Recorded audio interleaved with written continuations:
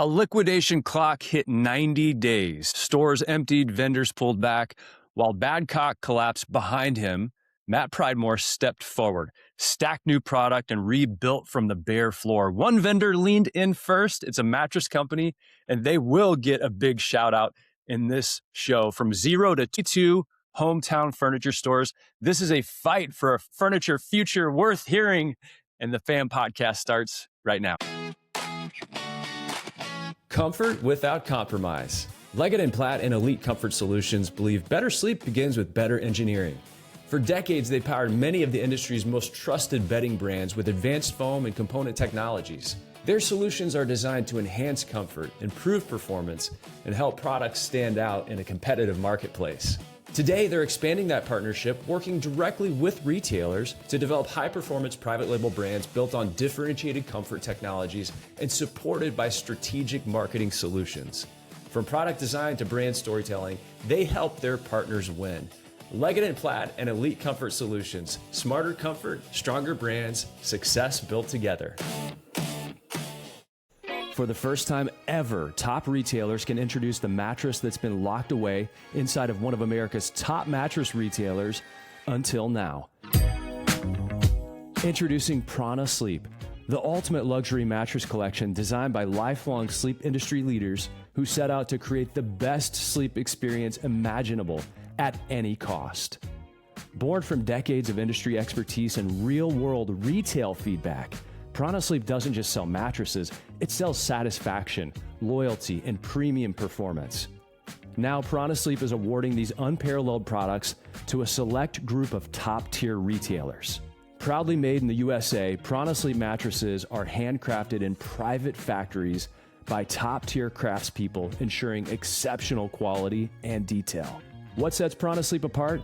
100% natural materials, luxury latex, and the only machines in the world that quilt latex directly into the top panel for a one-of-a-kind, indulgent feel. Stand out in the marketplace with a mattress line engineered for luxury and crafted for those who demand the best. Your competition will hate selling against Prana Sleep because nothing compares. Prana Sleep, bring the secret to success into your stores today. Go to pranasleep.com now to apply. Welcome to the Fam Podcast with Mark Kinsley. This is where the best in the bedding business get even better. Hey fam, I have a new friend here, Matt Pridemore. We met at the Fam's house party in Las Vegas at the top of the Bellagio, overlooking the fountains as they shot up and played to Sinatra music. And this high energy, wonderful spirit of a person, we found each other through all the melee and all the party and all the singing and dancing. Matt, it's so great to have you here on the Fam Podcast. Mark, thank you so much for having me. Really excited to talk to you for a few minutes. And yeah, my arm definitely got worn out at the beer pong on the boardroom table that night. That was tough. Yeah, well, I mean, from what I hear, you're pretty good. So there must be a little bit of history there. You know, the only casualty that was suffered that night was one of the blow-up penguins did end up outside the window, down on the ledge. We have video evidence. If anybody's interested, you got to follow us on LinkedIn. That was pretty good. So you were there. Okay, you were there with some friends of yours, and then I just randomly called you the other day because I just wanted to catch up. You know, a lot of times we have ships passing in the night whenever you're in Vegas and you're there to do business and merchandise your stores and things like that. And you were driving, you had a little windshield time, and you told me that part of the story about how your business, Hometown Furniture, came to be. And I'm like, oh my gosh, this is a story of resilience. It's a story of, you know, the accordion of people going out and then coming back together. So for those who don't know, tell us about Matt Pridemore. Tell us about Hometown Furniture and give us a little bit of your background, starting maybe 3 generations ago. Sure. Yeah. I love the nod to actually my grandmother, who's right behind me there. She has passed away, but she was the matriarch, so to speak, when it comes to being a part of Badcock Furniture. So Badcock was a top 100 for 120 years. And so she had a store, and she then sold that to my parents, who had a couple of stores for about 35 years under the Badcock name, and eventually got that to me. In 2016, I bought my parents' store and grew that from the 2 out to 16 locations across the Southeast under the Badcock model. To 2024, everything's flying high. Hit a couple of rough spots here and there, but overall, very pleased with the way that we had built business over the course of those 8 years. And July 24th, the entire world seemed to crumble when we got a phone call that, within 90 days, that Badcock was going to liquidate, be completely gone. And here I had all these buildings that I owned, all the stores that I operated, uh, all the employees that we supported as a team, and you just get a call that all that's going to be gone in 90 days, and that's probably the low point. And from there, you know, I saw obviously a lot of crying across the 380 stores, a lot of Badcock dealers that were going through those same things I was going through, but at the end of the day, looking past every bit of that and saying, okay, there's got to be a light at the end of the tunnel. My dad had always told me that every situation is temporary good times, temporary bad times, and all those pieces in between. And so I knew I had to jump right in and try to consolidate how long that bad time was going to be.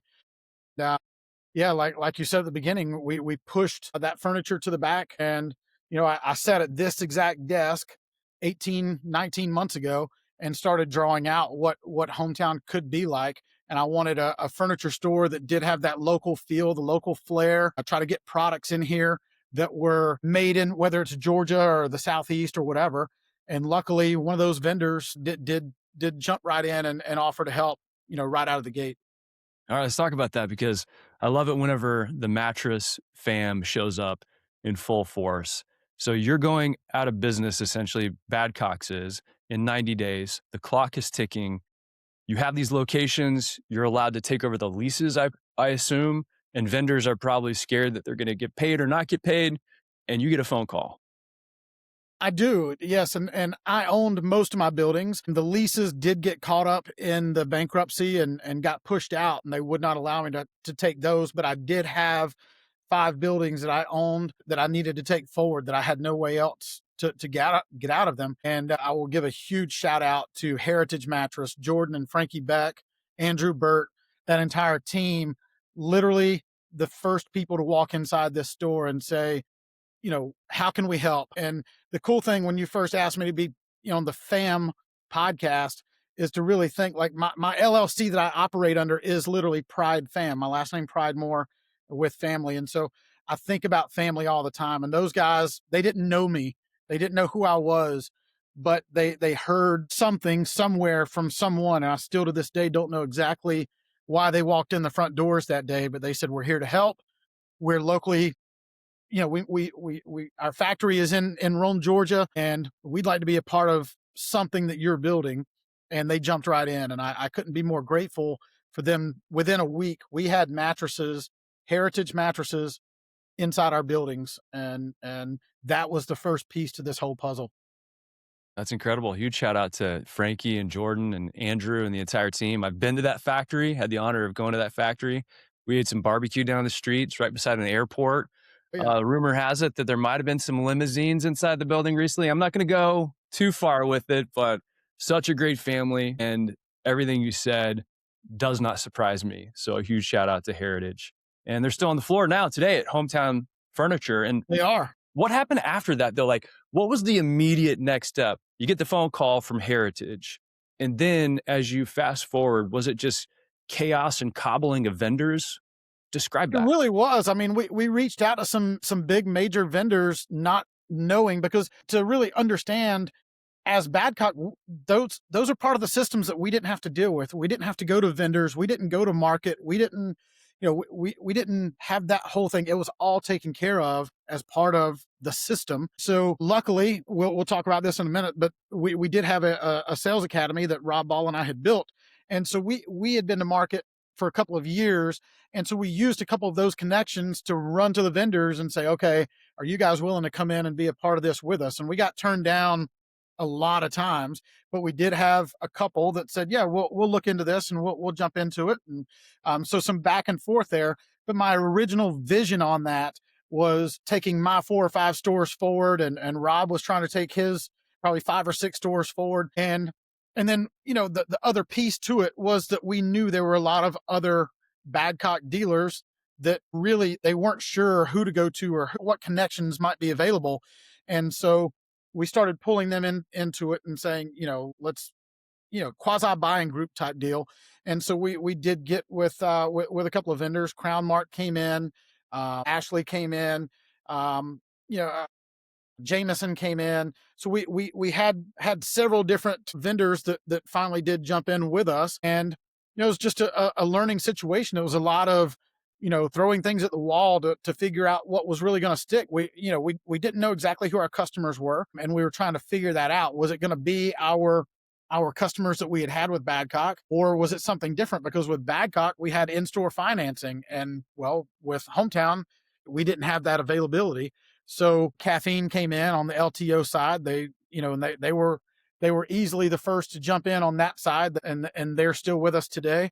And we did stack it up and have the synchronies and had our credit stacks, and so we went through these phases of the first couple of months trying to figure out who our vendors were going to be, and then another couple of months of figuring out how our credit stack was going to be, and then everything that we had learned, we had to go back and kind of revise some of those things, and it was just kind of tinkering with those, and it took us close to a year to really figure out who's our customer, how are we going to market. Obviously social media is huge, so we did want to drive that home, but did we need some other mediums to be in with that?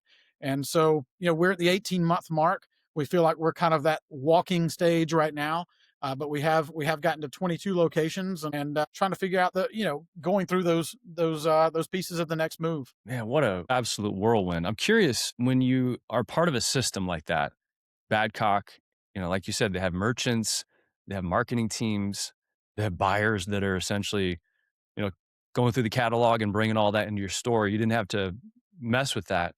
What are the pieces that you took forward? But first, before you talk about what you brought forward from the Badcock model, what did you absolutely want to get rid of right away and put your own stamp on it or abandon it? I think for me, I think that we played in what I have termed the messy middle as far as furniture goes. And I think everybody, needs those promo lines, and there's nothing against those at all. But something that I saw in the market as we went to High Point that October, 120 days into this whole journey, and saw all the different vendors that were there, and really realizing that we do need a little bit of those better goods, so better quality.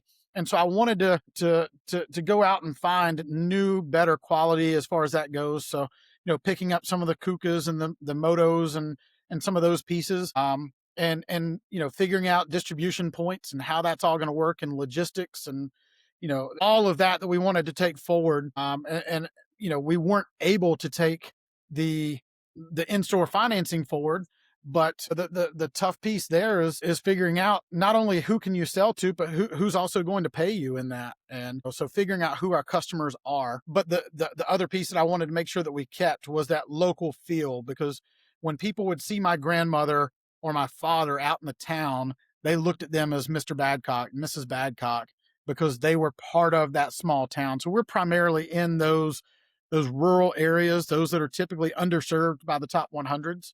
And so those are the ones that we're really going into and being a part of that. And I grew up in rural South Georgia, and so a lot of my stores are in this area. And so we want to make sure that we serve those people not only in the store but outside the store, serving the community, being part of, whether we've gotten hit really hard in our area by hurricanes in the last year and a half. So being part of the community and giving back in every way that we possibly can, and taking forward those local community driven values is probably what I want to take forth most. Yeah, I love that. I've heard it said, be famous in your zip code. That's a great way to operate as an independent retailer. And you get famous by giving, by serving, by being a part of everything. And we've really seen it, when we give out, it comes back to us tenfold every single time. And, it's not really about the getting back, but it's just it's a product of giving. And, I've seen you give of your time, give of your money, give of your effort. And, I've looked at the podcast that you've done, and seen and heard those stories. And, it's fun to be a part of that. Back when I wrote the book, it was all about driving foot traffic to your store, but part of it was dedicated to building a brand. And after writing and writing and writing about all these foot traffic driving ideas that we had collected throughout the years, I realized a lot of people don't know how to define their brand. And we kind of took them through this cage method. And one of the acronyms was giving. And I noticed a theme throughout the years that a lot of people were a little worried about giving because they wanted to do it from their heart. But sometimes giving publicly of your time, of your talent, of your treasure is important because people are looking to do business with those that they align with their values. And that's a value signal. And so that's why I'm always encouraging people. Yeah, you can definitely give in private too, but do give if that's part of your heart, part of your DNA, because that is going to attract the right people. And that's a good, right fit customer. You were talking about trying to figure out who your customer is. It's a great way to attract good customers too. Correct. Yeah. Yeah. What's, So 0 to 22 stores in 6 months is really, really fast. It's a lot. It's a lot. But, for me, I felt like we didn't have an option. It was kind of an all or nothing at that point because you had so many employees that were depending on it. You had so many dealers that were, it had to go that fast or you weren't going to have anything at all. And so it's, so many late nights. It's the 2 and 3 o'clock in the mornings. It's calling the factories to make sure that those trucks were rolling, and every piece of that, making sure that the marketing was getting done, and scrambling to make sure that we were getting signage out on the floor, and working with the point of sale systems to make sure that they were all aligned and that information was flowing. And Wonder sign, now Wonder, was a big piece to that. Their API is plugged into so much to help us get where we needed to go. Every piece of that, like, everybody just kind of had their lane, and for the most part stayed in their lane. And we bumped into each other a few times, in those lanes. But, overall, we did what we had to do to get where we are now. Who is your customer today? What did you learn? Who is that customer? You talked about going up market a little bit. Hey, do you feel like you have that dialed in? You said your graduation Yeah, crawl to I feel walk. like we're getting there. I think, I've done a pretty good bit of business with Esquire Marketing. I'm not sure if you're familiar with Esquire, but Yeah, hey, throw them Dream Camp alumni, friends of the fam. Nice. I Yeah. like it. Adam and his team and those guys have done a really good job of helping us define who those are with their pinpoint marketing. And so, for us, it's that 30 to 50-year-old cash constrained female customer is our absolute core customer of where we're going with it. But within those confines, being able to use that credit to get those, the mattresses and the furniture and the different pieces, we do rely on that. And we do, we do have Synchrony there as a partner. We've got Linmark there as a partner, Tiva, and obviously Caffeine and Snap. So I think we've got a pretty good mix, and learning, how all those lenders are changing their dials and touching their dials, and learning how the merchandising pieces, how those change from market to market, and just trying to stay right there at the curve. You've always heard people say stay ahead of the curve, but really in our markets, we go to market and whatever we're buying then is not going to show up for the next 6 months anyway. So it's such a weird, overall, you've got a lot more time in furniture than I do, but have you ever seen another industry that is like furniture where you go to a market to buy something and then you're not getting it for 6 months? Is that We all need to walk around with crystal balls that we can see into the future and understand trends. Furniture and mattresses, they definitely have, they overlap because a lot of times they're on the same floors. But I've heard it said, and you can tell me, furniture is about style and size. Do I like it? Is it going to fit? And maybe is it comfortable? I've had a few couches shipped to my house over the years, and I always go in person now. Let's just put it that way. yeah? Whereas, mattresses, I don't want to say they're more perennial, but, there's a little more forgiveness there since you're putting sheets over the top of it. But it's a strange industry. There's no doubt about it. It really is. And, it's kind of funny. We've had a couple of different vendors, online vendors, come in and try to pitch us on what we needed to do as far as our sales perspective. And so we've actually turned off our e-commerce for right now, because what we've seen over the course of these first 18 months is that customers go to the websites to look at the furniture, but then they come in to buy. And it just makes it a much more pleasant experience if they've seen on our website what we sell, but they come in to touch it, to feel it, to see the scale, all these different pieces to the puzzle. And so we turned off our e-commerce for now. We'll turn it back on at some point, but we did that to create a more personable experience, and it's worked really well so far. I think that's an interesting point because I used to advise with advertising. I ran a couple agencies, and one of the things that we would talk about a lot is the fact that, what is your spot optimized to do? And so, whether it was like a TV spot or a radio spot or something they would see online, what is it optimized to do? And I started advising people over the years, let's actually drive traffic to the website. Let's not drive them to your store because shopping is starting online. So I really love this idea of let's forget about e-com for now. Let's focus on what we can control and where we can compete and optimize that site to give them information, but also get them in the store after that. Yeah, so we're working on some things in the background to help that, but I think for now that's one of our best weapons is get them to the website, get them looking, get them shopping, get their palates wet, make it an appetizer, but then sell the sizzle, not the steak, and get them in there. All right. So once they're in the store, you must have some really good salespeople because you run a sales training organization.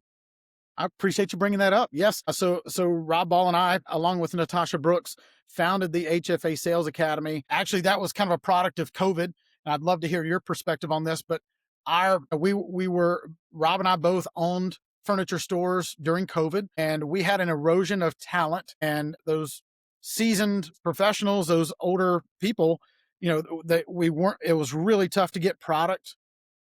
Customers were coming in, and we just couldn't get that flowing like it needed to flow.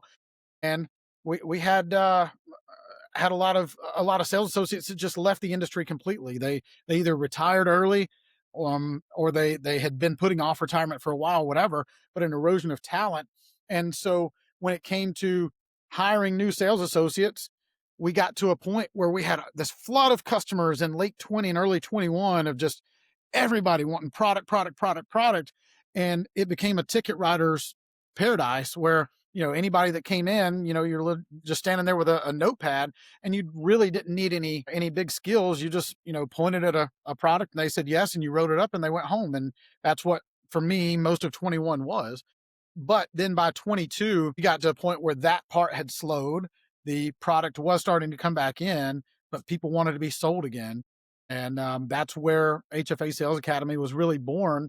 Was we had to be able to teach our sales associates. We had to teach the brand new sales associates that, last week were working in Lowe's or Home Depot or, some unrelated business, but we were still busy. So we had to get them trained. And so we created HFA Sales Academy specifically to teach, start them off at the greet and greeting at the door and get that mindset going.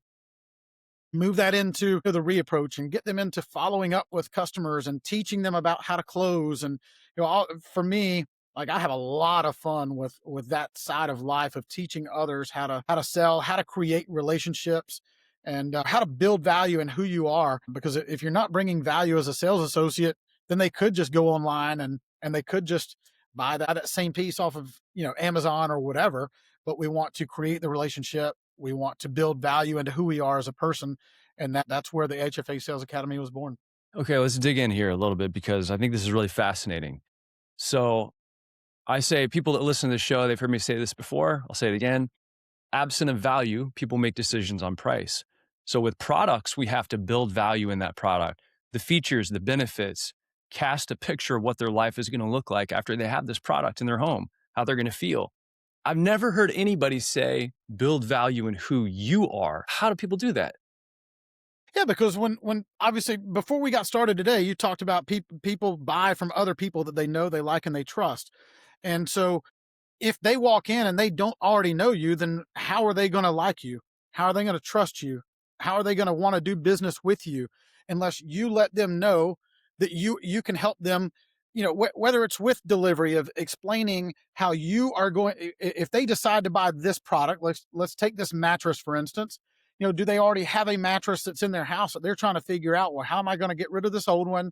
How are we going to get this delivery done? What's it going to feel like?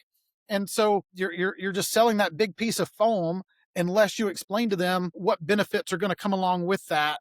and that you personally can be part of that journey for them of explaining the expectations that are going to come after the purchase happens, and that if something happens once they get the product, who are they going to call if something does happen to that? If if they're 2 years into it and something messes up with it, are they going to call a 1-800 number, or can they pick up and call Matt's cell number? Are you going to build value enough that you're willing to stand in front of it and be vulnerable? The more vulnerable you are to build value in yourself, the bigger you're going to go in life, in my thought process. So building that value in yourself of what you are going to do specifically for them, to help them on the customer experience side of things, is going to take you a long way. I think there's a ton of value in what you just said too. And it hit me when you're sitting there with a customer and they're on the fence, or they're maybe potentially going to buy. I've heard it said before, Greg Law does a great job of talking about how people want an assurance of an outcome. A lot of times they're in a transition of some sort, and transition like represents uncertainty. Uncertainty represents fear. And so the underlying emotion could be they're a little bit scared. Well, people tend to, if you don't show up, they make it up. So how are you going to show up and tell them this experience they're going to have, walk them through it? If they go there in their mind first, they're going to have that assurance that all the dots are going to get connected, and I'm not going to have to worry, and I'm doing business with somebody who is capable and competent and a great communicator. And that's why I think I could just imagine sitting there. Okay, so the first step is, let me ask you some questions. Do you have an old mattress? Okay, here's what we're going to do. We're going to come in, we're going to schedule this. We'll give you a 30-minute window. Just walking people through those details that we might take for granted, and doing it every single time, being brilliant on those basics. Yeah, and something you brought up just a moment ago that we talk about on the Sales Academy all the time. Every single person that walks through your front doors at your furniture or mattress store, they are looking for one thing and one thing only. That is certainty. Mm, And if you can't build that certainty for them of what they're buying or the experience they're going to have or who you are as a person, then you're not going to last very long. that is in fuego. They're looking for certainty. Where did you come up with that? Was that just years of experience? I'll give Rob that credit. We had heard it years and years ago, but it's something that he kind of coined within the Sales Academy, and we talk about it all the time. But everybody on our teams should be able to recite that and know it and put it into practice. Everybody's looking for certainty when they come in, and so many times we see sales associates end up talking themselves out of sales because they keep talking after they've made the sale. Then they keep talking, and all they're doing after the customer's made up their mind, if they keep talking after that, it's my thought process that any point there can start to create uncertainty. And if they start creating uncertainty, that customer is going to walk out. I remember Mark Hobson one time said to me, when he trained retail sales associates, and he'd been in the game for a long, long time, he said, I tell them to only answer one question at a time. So if somebody asks a question, answer that one question, because otherwise you end up creating confusion and, like you said, uncertainty. But it's probably one of the tough parts about the job. Some people are not listening, they're reloading, and they're reloading because they've been sitting there all day, maybe waiting on somebody to come in, and they're excited and they want to share their knowledge. But that restraint is really important. Well, okay, so let's dig into this. Since you see a lot of different people and you train a lot of different folks on how to sell, like what's like the number one problem? Like what's the big thing that's like, okay, almost everybody needs to correct this from the outset, and we're going to be better salespeople. So many of what we see in the industry right now as we move across, and I've been in probably, I don't know, 100 stores in the last 9 or 10 months. And one thing that I see across the industry right now is that time between the greet and the reapproach. And I think most sales are lost right there because I'm seeing where people are getting used to greeting closer to the door. And I think that's really important, that don't give somebody a chance to have their own first impression when they walk in the door. You can create that first impression for them if you're at the door with them.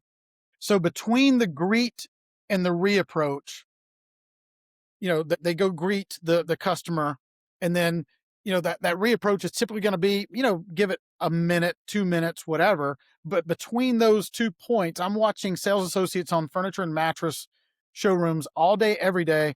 After they greet, they retreat, and they will go answer a phone, or they start texting someone, or they smoke a cigarette, or they go outside, or they do any number of things besides paying attention.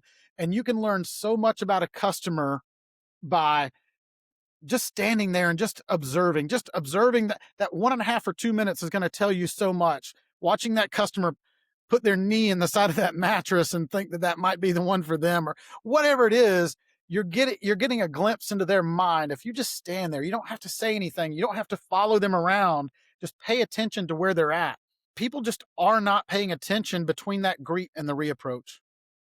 Wow, I always talk about winning or losing in the transitions. That is a transition. You greeted them, so you greet and retreat.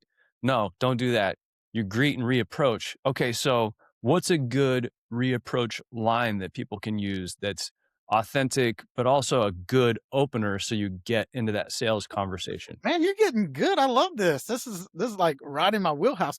So for me, what we teach is that, so obviously there are a lot of times where you're going to get what we call the Heisman pose when yeah, yeah, Hands get the out. Heisman pose. So they might push you away, and that's okay. But can you create what we call a verbal contract? Because if you can create a verbal contract during that greet of saying, "Do you mind if I come check on you in just a couple of minutes?" and they give you that yes, it makes it a lot less awkward when you come in for the reapproach. And so mine would be, that I create a verbal contract of, hey, Mark, I know for me, it gets into, I love to throw little wrenches in things. So if we did have it, we can role play here for just a second. So Mark's Let's the go. customer, I'm the sales associate. Welcome into hometown, Mark. Are you here just to do some shopping today? Are you going to buy? You looking? What are you thinking today? Yeah, I'm looking, but I could buy. I mean, I got some stuff on my list. Beautiful, beautiful. What room are you thinking about today? Living room. Yeah, living Living room. room? We've got, a couple of, fabric swivel chairs and a leather sofa, but I think a sectional, I'm a man that likes to put his feet up, but my I like wife wants things hidden. So something in that area, So is this something sectional. you've got to have today, or is this something that could we look at doing some ordering and have it in here in a week or so? Like, what are you thinking? Yeah, ordering's fine. Yeah, we're in no rush. Beautiful. Yeah, I've got a lot of different options. I'll ask you a few more questions. Do you mind if I ask you some questions? I know you probably want to look around for just a few minutes. I guess most people do. Are you kind of like that? You like to look around, or you like for me to kind of give you a tour? What's your preference there? You might point me in the right direction, but I want to look around a little bit and just kind of get the feel and the Yeah, yeah, yeah. flavor. I So our, like to our feel it. sectionals are going to be right over along the walls in there. It's going to go all the way down to the end of the building. But I would, if you don't mind, could I just check up on you in about 2-3 minutes, give you a chance to just kind of spread your wings for a few minutes? Is that okay? Yeah, come on back. Beautiful. So from there, if I've created that verbal contract, to me, that's a promise. That's a promise to Mark saying, I am going to come back in and talk to you. And so if I make you a promise and I fulfill that promise 2 or 3 minutes later, to me, that's a mental piece that he said, all right, he said he was going to check up on me. Now he's checking up on me. First thing checked off the board. This dude does what he says he's going to do. And at the very basis, now if I do go check up, and for those 2 or 3 minutes I've watched, is he like feeling the leather on our higher ends? Or is he just walking right by those and saying, nope, that's out of my price point? Or is he sitting down on the swivels? Or, is he looking for power? Where is he slowing down? And I'm looking for moments of settlement, different things like that. But then when I fulfill that promise, I've got enough information in my mind based on what I saw in those 2 or 3 minutes that I was observing, that I can come in and add value right there of, hey, Mark, I saw you slowed down on a couple of those darker colored leathers. Is that kind of what's in your mind right now? And from Yeah. there, it can be a smooth transition. But I love you using that term transition. I'm actually going to use that. I'm writing that down real quick. And there are so many transitions. I love the role play, by the way. And I think I want to double click on a couple of things there because they're worth you zooming in on here. It's this idea of greet and then don't retreat. It's greet and observe. And there's really that piece of permission. So you're greeting, you're getting permission, and then you're keeping your promise. But as you're greeting and getting permission, you step away and then you observe. And I think that that retreat piece, like greet and retreat, no, no, no, no. Watch people. And I think that's really key. Where did they slow down? Where did they have a natural pause? And by you observing that and then coming over and you might call attention to something that sort of subconsciously was on their mind. Yeah, I didn't think about that. I did slow down in that leather. And so I'd like to go back and take a peek at it. Tell me about it. So those are like some very, I want to call them like interesting high level points that I don't think I've ever heard.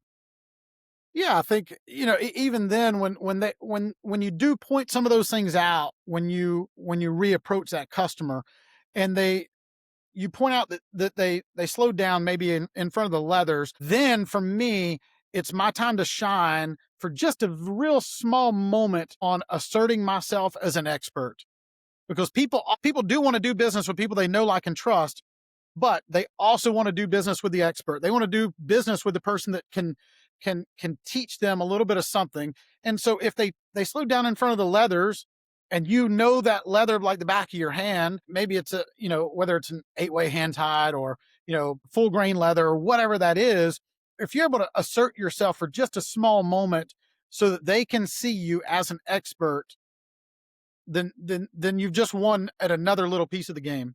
Yeah, establishing credibility is key because I'm sure they're going to have this experience. Many people will. They're going to walk into a showroom as they're shopping around and they're going to come across gross incompetence. Mhm. I think we've all come across it. And if you come Everywhere. in and like you said, you're planting little seeds of I do what I say I'm going to do. And also I know these products, I study these products. I would rather do business with and give my money to a professional, somebody who takes their job and themselves seriously. And it's not like you have to take yourself seriously and not have a laugh, but it's like, hey, I'm taking myself seriously in that I'm going to make sure that you're taken care of as a customer. And if you have questions, I can answer them. Credibility establishment is really key. Yeah, every piece of that is building certainty, and that's why we use that over and over and over. Is it's a little seed of certainty, a little seed of certainty, and by the end of it, that they want to do business with me. They feel like they know me. I've built value in myself. I've built value in the product. I did not over talk.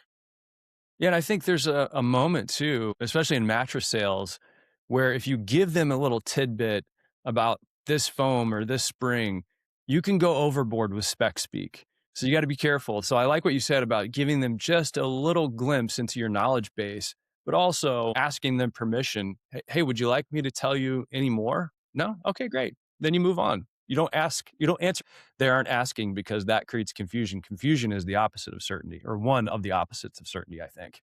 Yeah, we talk about it so many times. Of sales associates try to insert themselves and insert their knowledge where it's really not wanted. But you can do the same type thing through asking questions. So if you figure out a way to look, we play this game back and forth with some of my sales associates of answer a question with a question. And somebody says, well, can you get this in within a week?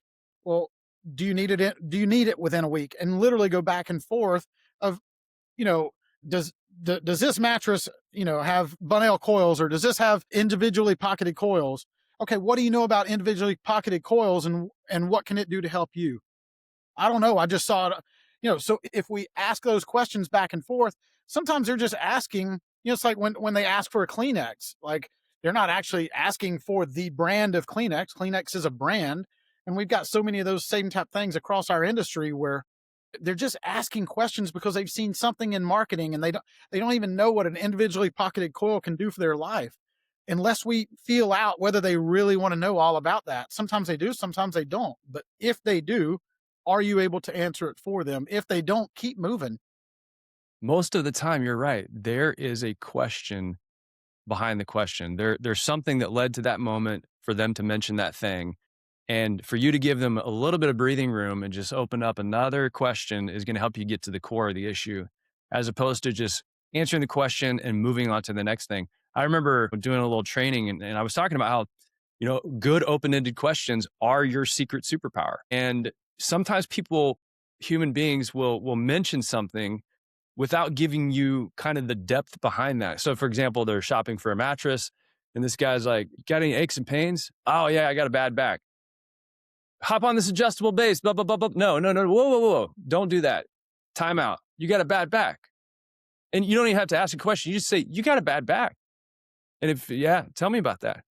So then the tell me about it is going to get to the injury. It's going to get to the 6-month recovery, the rehabilitation, the injury where he fell off a horse. It's going to reveal some information to you that helps you get to know that person, and they're going to get to know you. And that way you can, I don't want to say prescribe, but you can direct toward the right sleep product with more relevant information as opposed to adjustable bases fix everybody's back. Right. Yeah, or throw them completely off their game sometimes. You know, their mindset is that this mattress is going to fix my back. Well, it might help your back, but did you realize that pillows are just a big, they're just as big of a need that he's not even thinking of when he walks in. It's a perfect spot to talk about that. But you're not going to know unless you ask that follow-up question of the bad back, in much the same way that it's one of my favorite things to do when I'm out on the floor. Somebody walks in and they see this brown reclining sofa and they say, does this come in other colors? And most sales associates are like, oh, well, it comes in black.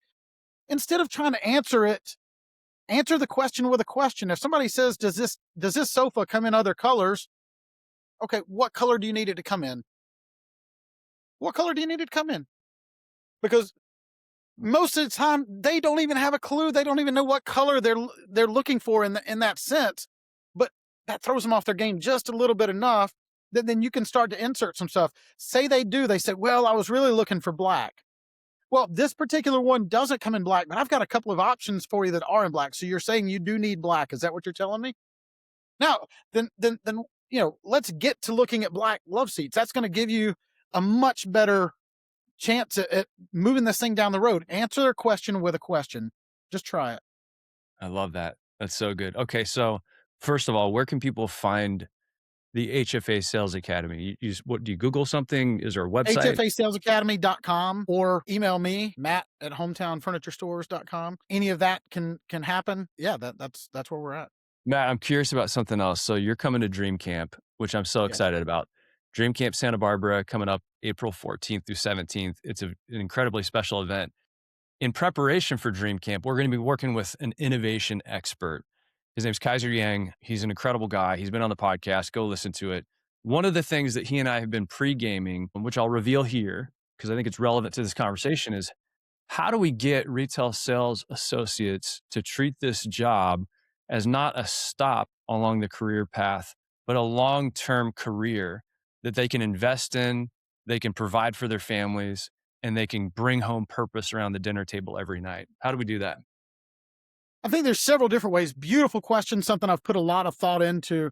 I think one, taking the time to give a little bit better roadmap. I think a lot of retailers these days, they go through a quick training and say, all right, well, you've got enough knowledge that you can get out on the floor and you can go start selling, and we'll just keep teaching you while you're out there.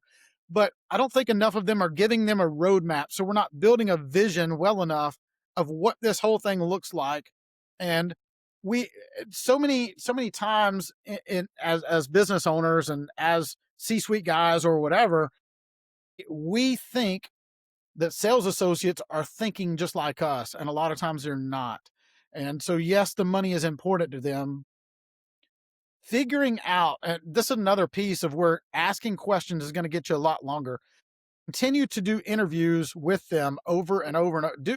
Do interviews every week for the first couple of months and get to know these people, whether it's you or a VP that's under you, or maybe you are that VP, whatever. Do multiple interviews after they have started with you and build the vision, a vision map for them, a roadmap for them of what this whole journey looks like. Because the minute that they don't feel challenged, they're going to start looking around. And so many times they get out on the sales floor and they're like, all right, well, I'm earning my, 5% or 6% or whatever. And it just becomes that monotonous piece. And there's no real challenge out there other than get more sales and make more money. But there's so much more that's in their head that's not money related. And so we've got to figure out how to build challenges for them to continue to keep them involved and be part of that challenge they can overcome. When you say build a roadmap, is that a career path that you're building for them?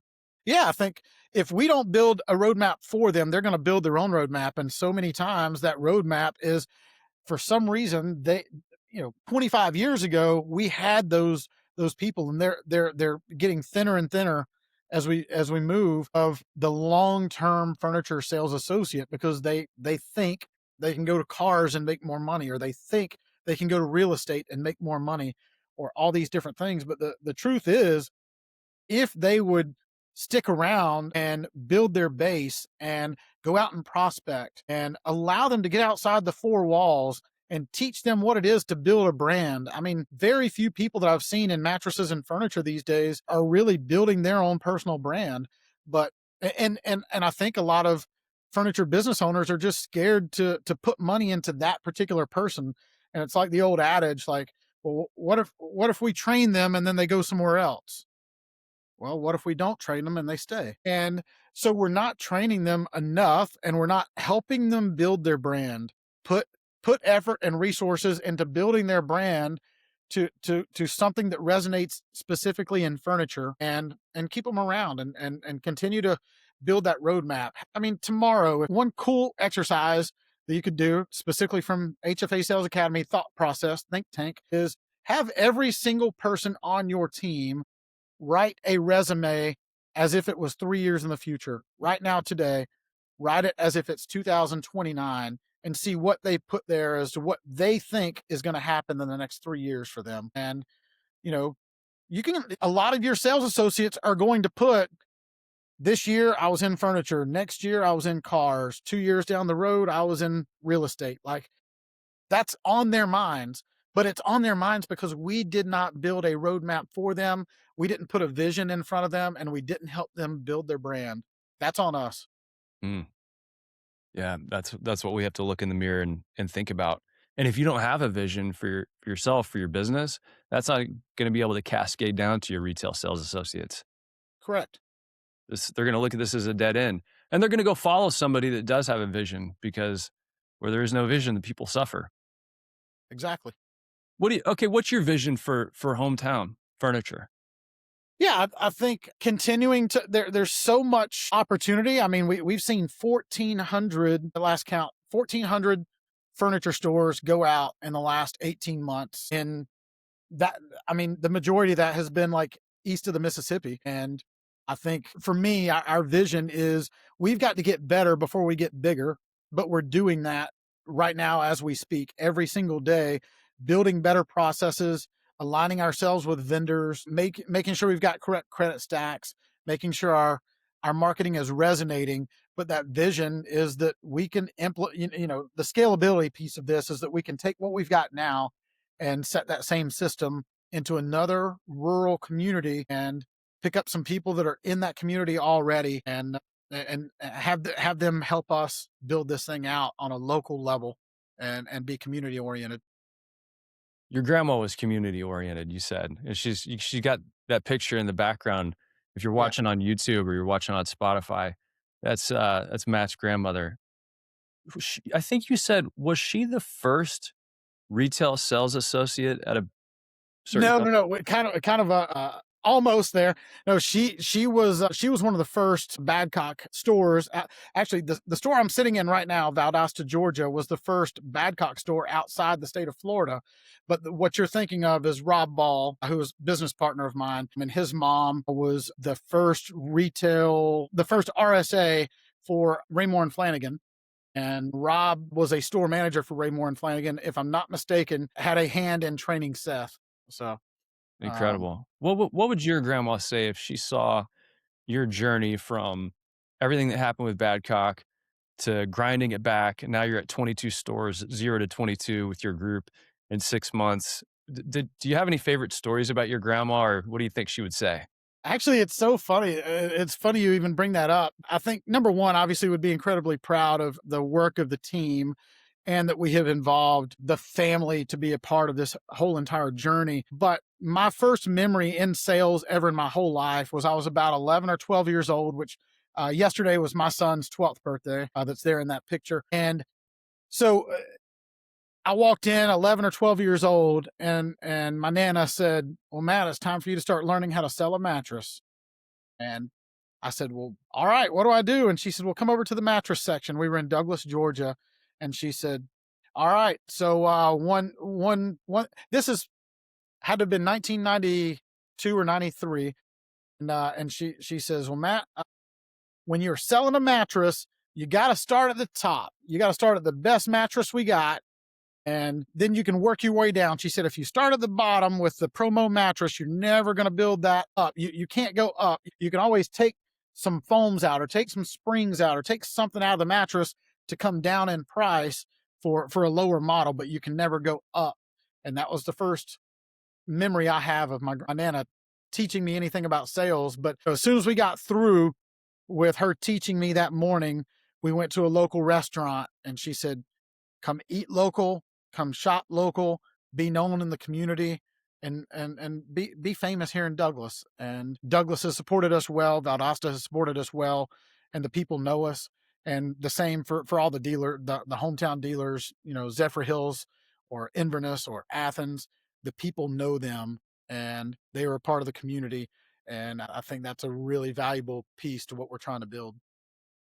Well, I'm happy to know you, and I'm so glad we crossed paths. And thank you for sharing your story. I know it's just one chapter, and you're going to write many, many more. I'm excited to spend some time with you at Dream Camp and see how the innovation unlocks will be applied with hometown Yes. furniture. Matt Pridemore, thank you so much for being on the Fan Podcast. You're an awesome guy. Thank you for sharing your wisdom and your insights. You got a lot going on, and we appreciate you, man. Thank you, Mark. It's a pleasure to be here and excited to get out to California and see you soon.